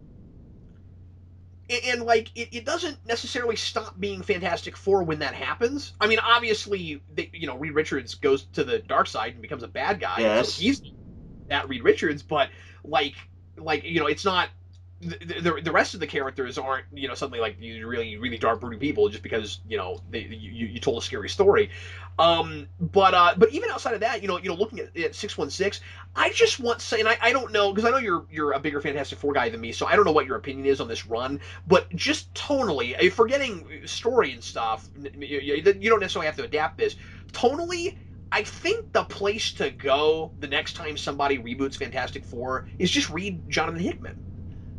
Yeah, Hickman would work. It's a good modern example because it does get into some dark territory, but like the characters don't become they don't become like the Batman song from the Lego movie where Yeah, they're yeah. just shouting how dark and serious and how you need to take them. No, they're not. I well, that's a good one. I think they could probably look at the John Byrne run because that brings up a lot of serious stuff. Actually, you know what? If I think But you want to know the darkest Fantastic Four story I've ever read was from yeah. Mark Waid, Oh, really? and I think it's called Imaginauts. It's really in like he takes Doom and does some insane things with Doom. And I don't mean like I mean like just like dark and proof that like stuff where you could see Doom doing it in any comic, but it's just insane. Like he uses magic and he does something horrific to a woman that I don't want to spoil it because it's too good to spoil, but he does something over, like just creepy and See, the reason I bring up Hickman is because I'm not talking about necessarily again like specific elements of story. I'm talking just tonally. Like mm-hmm. I feel like that's a really cinematic looking Fantastic Four Oh yeah. that uses a lot of the iconic, really over the top cosmic comic book stuff, but is a thing that you can take seriously at the same time. And it just, you guys always say, I have that internal logic, but like that should be the look and the kind of grandiose feel of it. I think Oh yeah. it's something like that. Because honestly, like his whole run does read like a series of movies. Like I don't know, I can't explain it because it's been a while since I've read that run too. I need to read it again. That's one thing I've just told myself. This Brain is movie, tapped. this just running the credits out here. Other things that I could say about this that we didn't get to. This movie needs a second and a third act. That'd be good. Yeah, it is all We kind first of act with a climactic in quotes battle scene. with a rush battle scene that That easily could again have still kind been. of unfortunately blurs the line between action scene and comedic scene. Well, you can have a really comedic action scene, but you're right. It doesn't feel like a fight. No, it doesn't. It just honestly just feels like you're watching a Rube Goldberg machine. when Miss and I actually like this effect okay in the movie, but when Mr. Fantastic turns into a parachute and gets rushed around Doctor Doom like that, I just want a bunch of elementary school age kids to run up and grab the ends of it.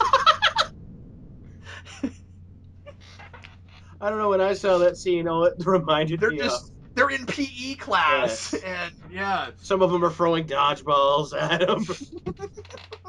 I don't know when I saw that scene, I was just thinking of the cellophane S from Superman 2.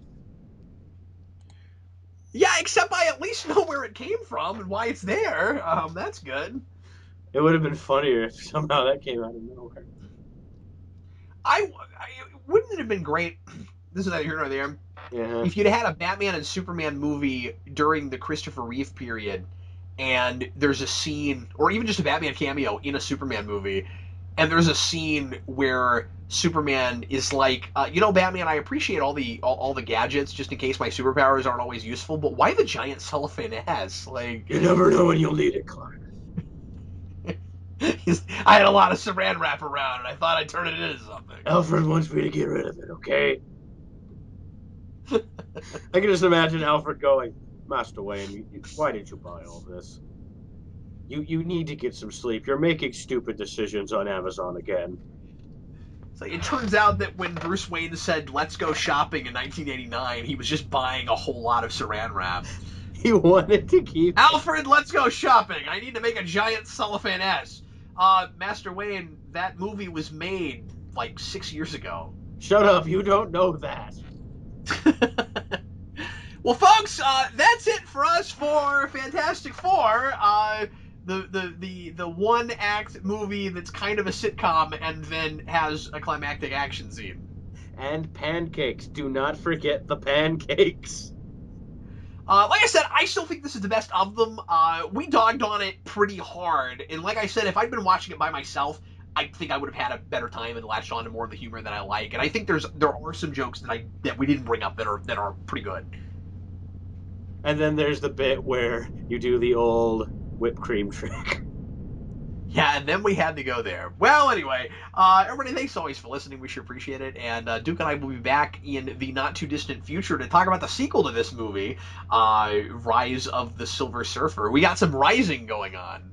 Because Rising always goes well in superhero movies. Yeah, Rising in Darkness.